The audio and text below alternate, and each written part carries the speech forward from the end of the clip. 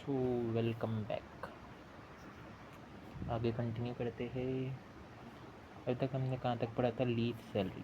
Next आता है note 9। Note 9 में आएगा अपना अलावेंस। अब भाई कौन कौन सा चीज़ें अलावेंस है, क्या है, कितना एक्सेम्प्ट है, वो पढ़ते। तो पहला अलावेंस आता है अपना ट्रांसपोर्ट अलाउंस। ठीक है, तो ये एग्जाम कितना है? Max to max ₹3200 per month है ना। लेकिन तो इसमें केस है कि भाई इन केस ऑफ ब्लाइंड, अंधा या फिर बहरा, बराबर, हैंडीकैप एंड है ना, तो उस केस में ये क्या है? 3200 पर मंथ क्या रहेगा? Exam travel allowance. फिर दूसरा आता है चाइल्ड एजुकेशन। चिल्ड्रंस एजुकेशन में अलाउंस कितना रहता है? चिल्ड्रंस एजुकेशन में क्या है कि maximum 100 per month, 100 rupees per month, बराबर। और ये पर चाइल्ड के लिए है। और कितने child? Max 2 child, maximum 2 child. कितना है फिर देखो, एक मिनट एडजस्ट करने के जरा। हाँ, चिल्ड्रंस एजुकेशन अलाउंस कितना है? 100 पर मंथ है, लेकिन ये पर चाइल्ड के लिए है। से ज़्यादा 2 ही बच्चों के लिए, 2 से ज़्यादा नहीं। फिर थर्ड आता है अपना हॉस्टल, चिल्ड्रंस हॉस्टल अलाउंस। वो कितना है देखिए, तो वो आता है max to max 300 per month, same for per child. और चाइल्ड भी कितना? मैक्सिमम 2। फिर फोर्थ आता है अपना अंडरग्राउंड अलायंस, माइंस का। माइंस होते ना, माइंस, हाँ माइंस, अंडरग्राउंड अलाउंस, नाम भी सही रखा है, माइंस अंडरग्राउंड अलाउंस। ये कितना रहेगा? मैक्स टू मैक्स ये रहता है 800 पर मंथ। फिर अपना आएगा ट्राइबल एरिया अलाउंस। ये आएगा अपना approx 200 per month. Max to max कितना आएगा? 200 पर मंथ। फिर सिक्स्थ आता है allowance to employees of transport undertaking. अगर किसी ने ट्रांसपोर्ट अंडरटेकिंग किया है, इन दैट केस कितना रहेगा? बराबर, इन दैट केस क्या रहेगा कि 70% ऑफ सच अलाउंस, है ना। 70% ऑफ सच अलाउंस मतलब up to a max ₹10,000 per month. कितना रहेगा एग्जेम्प्ट? 10,000 पर मंथ, ये एग्जेम्प्ट, ठीक है। EXEMPT, exempt under section 10 of 14, exempt under section 10 of 14। ये सब अलग अलग क्या है? अलाउंस है जो एग्जेम्प्ट है। कितना इधर लिखा है। फिर सेवेंथ आएगा, देखो अभी यहाँ पे बहुत सारे अलाउंस हैं, जैसे ट्रैवल और टूर अलाउंस है, ठीक है। फिर कन्वीनियंस अलाउंस है, कन्वीनियंस अलाउंस। फिर यूनिफॉर्म अलाउंस, बहुत सारे हैं। फिर अपना डेली का जो है डेली अलाउंस। फिर हेल्पर, हेल्पर पता है ना, हेल्पर अलाउंस जो ऑफिस पर्पस के लिए रहते सिर्फ। फिर रिसर्च एंड एकेडमी अलाउंस, ये सारे, ये सब एग्जेम्प्ट हैं। एग्जेम्प्ट कितना अमाउंट रहेगा भाई, जितना अमाउंट उन्होंने स्पेंड किया वो सारे अमाउंट क्या रहेंगे, एग्जेम्प्ट। जितना अमाउंट क्या क्या स्पेंड किया है वो सारे अमाउंट क्या रहेंगे, एग्जेम्प्ट रहेंगे। फिर इसके बाद एक और अलाउंस आता है, वो समझो, वो इम्पोर्टेंट है थोड़ा। 13th one, HRA, house rent allowance. ठीक है, ये भी एग्जेम्प्ट है, ये एग्जेम्प्ट है अंडर सेक्शन 10 ऑफ 30। ये अब कितना एग्जेम्प्ट है, तो लोअर ऑफ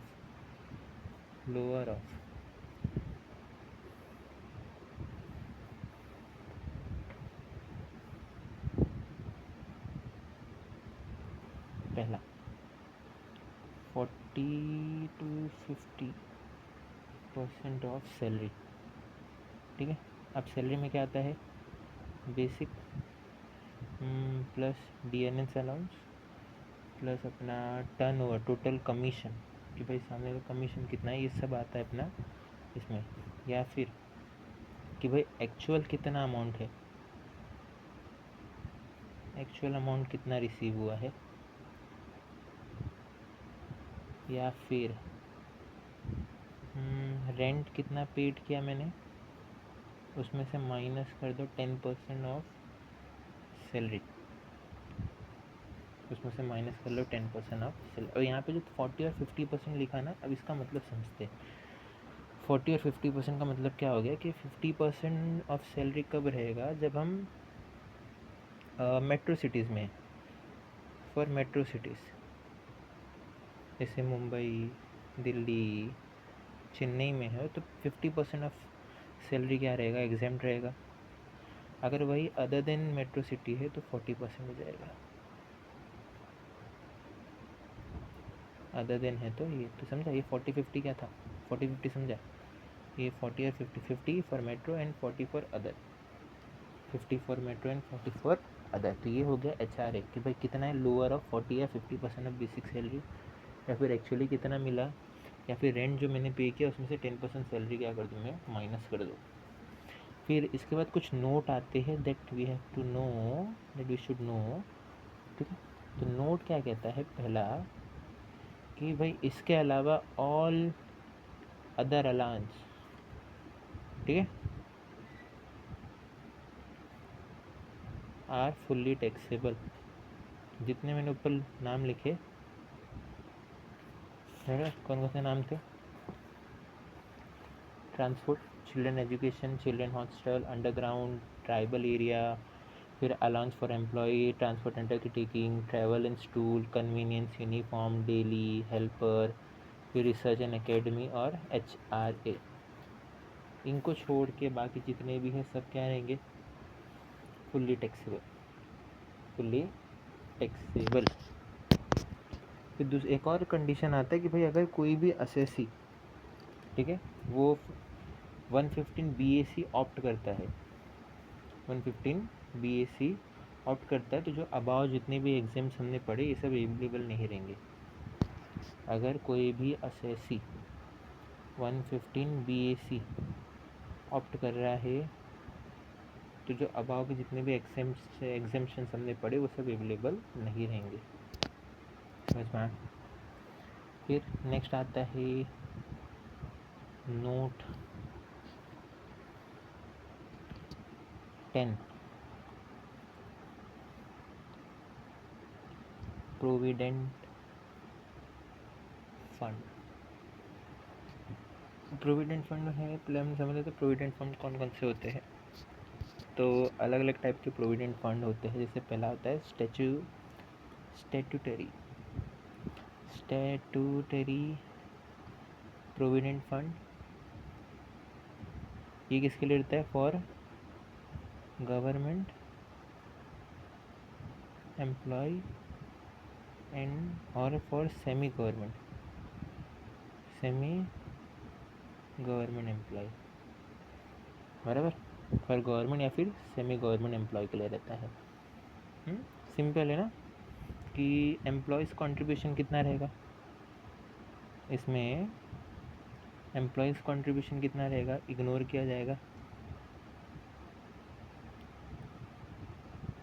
एम्प्लॉयर्स कंट्रीब्यूशन क्या रहेगा, वो एग्जेम्प्ट रहता है, ठीक है। इंटरेस्ट जो मिलेगा एम्प्लॉय पे कंट्रीब्यूशन पे वो भी एग्जेम्प्ट रहेगा, और जो इंटरेस्ट रहेगा किसके, एम्प्लॉयर के कंट्रीब्यूशन पे, तो भाई वो भी क्या रहेगा, एग्जेम्प्ट रहेगा। ये हो गया statutory provident fund, statutory provident fund. और यही चीज़ अगर एट ड टाइम ऑफ रिटायरमेंट रहेगा, जब लमसम अमाउंट मिलता है, तो वो फुल्ली क्या रहेगा, एग्जेम्प्ट रहेगा, है ना। वो फुल्ली क्या रहेगा, एग्जेम्प्ट। ये कब का है, ये है ड्यूरिंग एम्प्लॉयमेंट के लिए, ड्यूरिंग एम्प्लॉयमेंट, कि भाई अगर वो एम्प्लॉयमेंट करते हुए उस टाइम के में ये रहेगा कि भाई एम्प्लॉय फंड इग्नोर होगा, वो क्या रहेगा, उसमें डिडक्शन मिलेगा हमें अंडर सेक्शन 80C में अलाउ रहेगा एम्प्लॉय कंट्रीब्यूशन में, एम्प्लॉयर एग्जेम्प्ट रहेगा, इंटरेस्ट भी क्या रहेगा, एग्जेम्प्ट। लेकिन अगर यही चीज़ रिटायरमेंट के टाइम पे हो गया, यही चीज़ रिटायरमेंट के टाइम पे हो गया, तो उस टाइम पे ये क्या रहेगा, फुल्ली एग्जेम्प्ट रहेगा, फुल्ली क्या रहेगा, exempt under section 10 of 11, fully exempt रहेगा अंडर सेक्शन 10 ऑफ 11। फिर दूसरा आता है अपना रिकॉग्नाइज्ड प्रोविडेंट फंड।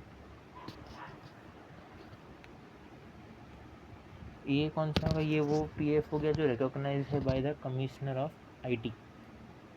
ये किससे रिकॉग्नाइज है, by the commissioner of IT, ये भी सेम है। ड्यूरिंग एम्प्लॉयमेंट की बात करें तो अलग हो जाएगा, ड्यूरिंग एम्प्लॉयमेंट तो सेम, ड्यूरिंग एम्प्लॉयमेंट अगर एम्प्लॉय कंट्रीब्यूशन है तो वो इग्नोर होगा और इसमें हमें डिडक्शन मिलेगा, अंडर सेक्शन 80C अलाउ रहेगा। एम्प्लॉयर का जो रहेगा वो एग्जेम्प्ट रहेगा, लेकिन वो पूरा एग्जेम्प्ट रहेगा क्या, नहीं, exempt up to 12% of salary, 12% of salary. Interest जो आएगा वो भी एग्जेम्प्ट रहेगा,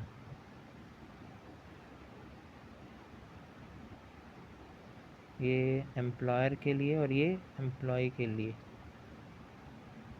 ये एम्प्लॉय के लिए और ये एम्प्लॉयर के लिए, दोनों ही एग्जेम्प्ट रहेगा, लेकिन अप टू 9.5% पर एनम तक। इंटरेस्ट कितना, 9.5% पर एनम का अगर इंटरेस्ट है, इतने इंटरेस्ट तक के लिए क्या रहेगा, एग्जेम्प्ट रहेगा। देखो सिंपल, रिकॉग्नाइज फंड है जिसको कमिश्नर ऑफ आईटी ने रिकॉग्नाइज किया है, एम्प्लॉय कंट्रीब्यूशन इग्नोर होगा, इसमें डिडक्शन अलाउ रहेगा। एम्प्लॉयर में 12% अप टू क्या रहेगा, एग्जेम्प्ट रहेगा।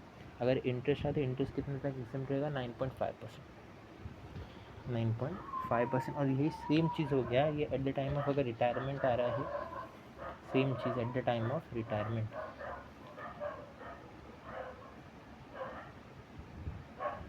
At the time of retirement तो ये फुल्ली एग्जेम्प्ट रहेगा, फुल्ली एग्जेम्प्ट। ये है अंडर सेक्शन 10 ऑफ 12। कौन कहता है, ये अंडर सेक्शन 10 ऑफ 12, ठीक है। फिर और कुछ अपने को पता रहना चाहिए, जैसे अगर लमसम अमाउंट मुझे मिल रहा है ना, लमसम अमाउंट मुझे मिला है फ्रॉम कहाँ से, रिकॉग्नाइज प्रोविडेंट फंड, तो वो एग्जेम्प्ट है। कब एग्जेम्प्ट है, अगर जो पर्सन है या फिर एम्प्लॉय उसने 5 साल का सर्विस कंप्लीट किया है, 5 साल अगर या फिर उससे ज़्यादा, है ना, 5 years और मोर सर्विस है तो एग्जेम्प्ट रहेगा, ठीक है। अगर उससे कम है, अगर उससे कम है ना, लेस देन 5 year,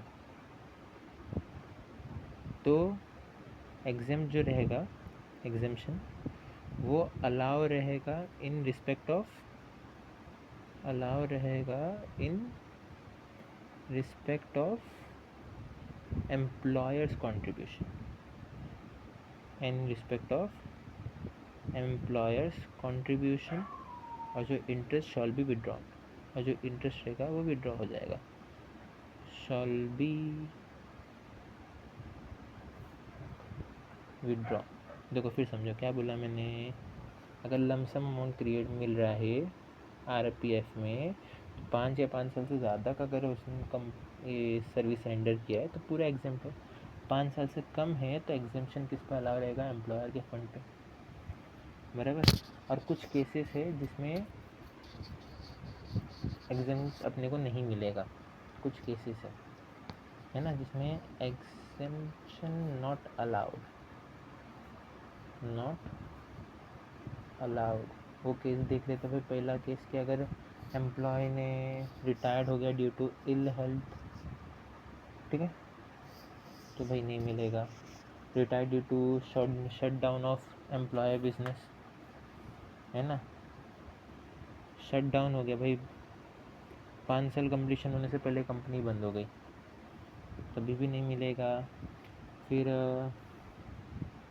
अगर वही एम्प्लॉय रिटायर हुआ और उसका जो बैलेंस था वो किसी नए एम्प्लॉयर में या फिर किसी नए पेंशन स्कीम में अगर ट्रांसफ़र हो रहा है, तो उस टाइम पे भी ट्रांसफ़र हो रहा है ना, अगर ट्रांसफ़र हो रहा है उसका अमाउंट जो भी पेंशन में है, तो उस टाइम पे भी क्या होगा, उसे एग्जाम्प्ट नहीं मिलेगा। कब है? ये लमसम अमाउंट के लिए है। दूसरा चीज़ है इंटरेस्ट है, जो इंटरेस्ट आ रहा है एम्प्लॉय कंट्रीब्यूशन पे, है ना, किसकी तरफ? स्टैट्यूटरी प्रोविडेंट फंड या फिर रिकॉग्नाइज प्रोविडेंट फंड की बात करते हैं। वो एग्जेम्पशन जो है इसमें, इस कंडीशन में जो हमें एग्जेम्पशन मिल रहा है under section 10 of 11 and 10 of 12, वो not allowed, it is not allowed या फिर नॉट अवेलेबल कह सकते हैं हम, फॉर इंटरेस्ट एक्वायरिंग ड्यूरिंग, कब के लिए? जब भी अगर इंटरेस्ट जो है वह अक्यूर्ड हो रहा है। कब हो रहा है? इस अक्यूर्ड कब? प्रीवियस ईयर, है ना, टू द एक्सटेंट, कब हो रहा है? Previous year to the extent to the contribution by that employ. भाई अगर सिंपल सी बात है ना, एग्जिट बढ़ रहा है, कितना? ₹2.5 लाख इन एनी प्रीवियस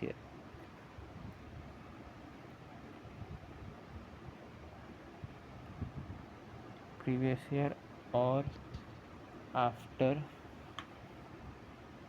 01/04/21। देखो सिंपल सी बात है कि भाई 1 अप्रैल 2021 या उसके बाद से अगर किसी भी प्रीवियस ईयर में, ठीक है, एम्प्लॉय का कंट्रीब्यूशन 2.5 लाख से ज़्यादा है, तो उसे जो एग्जेम्प्ट है अंडर सेक्शन 10(10) या फिर 10(12) अवेलेबल नहीं रहेगा, ठीक है, अवेलेबल नहीं रहेगा।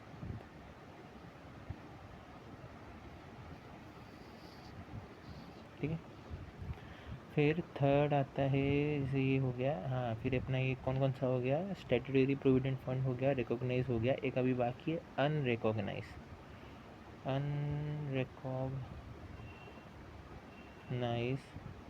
Provident fund. ये भी सेम ही है भाई। अगर ड्यूरिंग एम्प्लॉयमेंट है,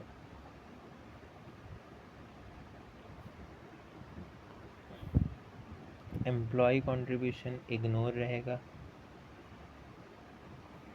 एम्प्लॉयर कंट्रीब्यूशन भाई एग्जेम्प्ट रहेगा, इंटरेस्ट जो आएगा एम्प्लॉय कंट्रीब्यूशन पे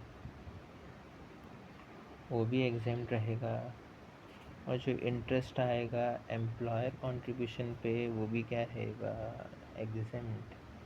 ठीक है, और यही अगर हो गया एट रिटायरमेंट, ये हो गया अगर at the time of retirement, तो सेम एम्प्लॉय कंट्रीब्यूशन एग्जेम्प्ट रहेगा, सॉरी एग्जेम्प्ट बोल रहा, सॉरी, इग्नोर होगा, एम्प्लॉयर कंट्रीब्यूशन क्या रहेगा, टैक्सेबल रहेगा अंडर सैलरी, टैक्सेबल रहेगा अंडर सैलरी। और फिर जो इंटरेस्ट आएगा एम्प्लॉय पे वो भी टैक्सेबल रहेगा, लेकिन वो किस में रहेगा, इनकम फ्रॉम अदर सोर्स। और जो अपना रहेगा इंटरेस्ट ऑन एम्प्लॉयर कंट्रीब्यूशन पे वो भी रहेगा taxable on salary, taxable on salary. देखो सिंपल है। अनरिकॉग्नाइज पीएफ था, एम्प्लॉयमेंट एम पे एम्प्लॉय का कंट्रीब्यूशन इग्नोर रहेगा, एम्प्लॉयर एग्जेम्प्ट, इंटरेस्ट क्या रहेगा एग्जेम्प्ट। लेकिन रिटायरमेंट के टाइम पे है तो जो एम्प्लॉयर है उसका कंट्रीब्यूशन टैक्सेबल रहेगा अंडर सैलरी, जो इंटरेस्ट आ रहा है वो टैक्सेबल रहेगा अंडर IFOS, और जो एम्प्लॉयर का इंटरेस्ट रहेगा वो रहेगा अंडर सैलरी, अंडर सैलरी क्या रहेगा टैक्सेबल। ठीक है, इजी है। आगे बढ़ते हैं। नेक्स्ट आएगा अभी क्या क्या हो गया, कौन सा था लास्ट वाला, PF।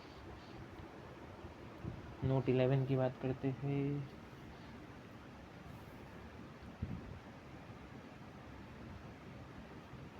क्या note 11, super एन्यूटेशन fund,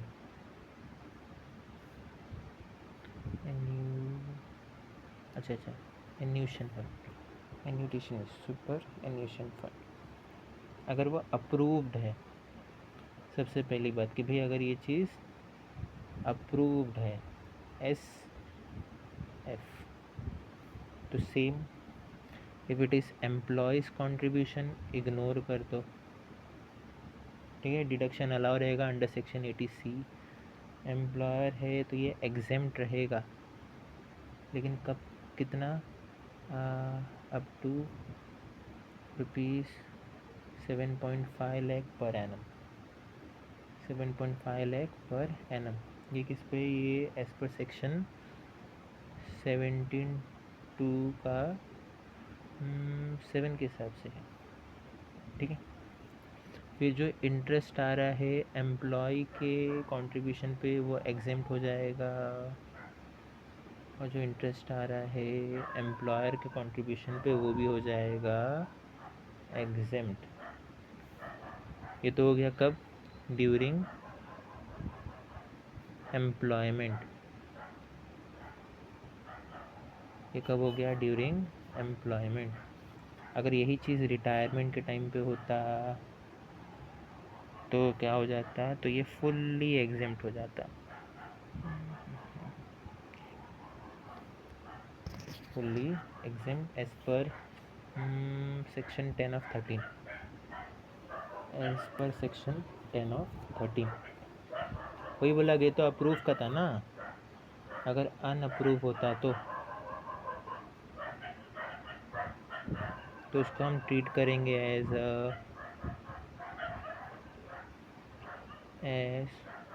unrecognised provident fund, उसको ऐसे ट्रीट करेंगे as unrecognised provident fund. Then note 12,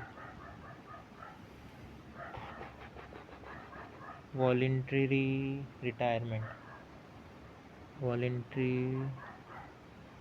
retirement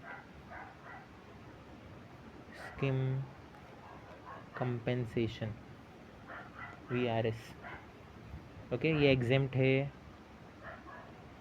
under section 10 of 10C, और कितना एग्जेम्प्ट है, लोअर ऑफ, कैलकुलेशन करेंगे कि भाई lower of salary per month, ठीक है, into 3 month into number of year of service. ठीक है, या फिर भाई सैलरी कितना है per month into number of remaining month, भाई अभी बाकी कितना है month of service, remaining month of service, या फिर कि भाई एक्चुअली कितना अमाउंट है, एक्चुअल अमाउंट कितना है, या फिर मैक्सिमम ₹5 लाख। ये हो गया रिटायरमेंट। भाई एग्जाम कितना रहेगा, salary per month into 3 month of salary into number of year of retirement service, या फिर salary per month to number of remaining year of month of service, या फिर एक्चुअल, या फिर maximum to 5 lakh.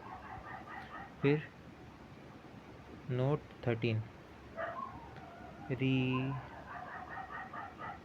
retrenchment compensation, it is also exempt. ये भी क्या है, एग्जेम्प्ट है under section 10 of 10B।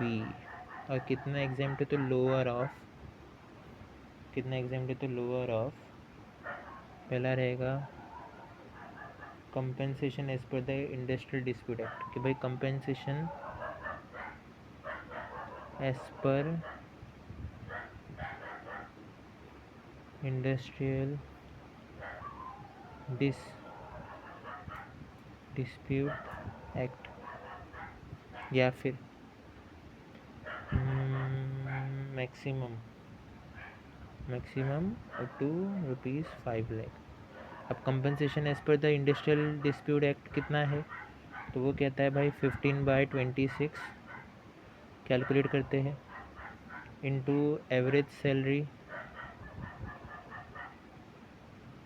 Of last 3 month, average salary of last 3 month into number of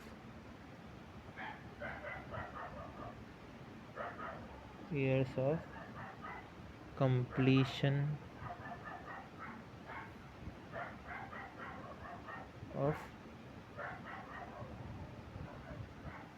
of service into number of years of completion of service. तो अभी क्या क्या देखा हमने, हाँ अलाउंस हो गया, आई होप सबको समझा होगा। अलाउंस इजी था। HRA ज़्यादा कुछ हार्ड नहीं था, 40-50% चेक करना कौन सी सिटीज़ में है, उसके हिसाब से रहेगा। फिर PF में देखा भाई स्टैट्यूटरी PF है, फिर अपना रिकॉग्नाइज है या फिर अनरिकॉग्नाइज है, ठीक है।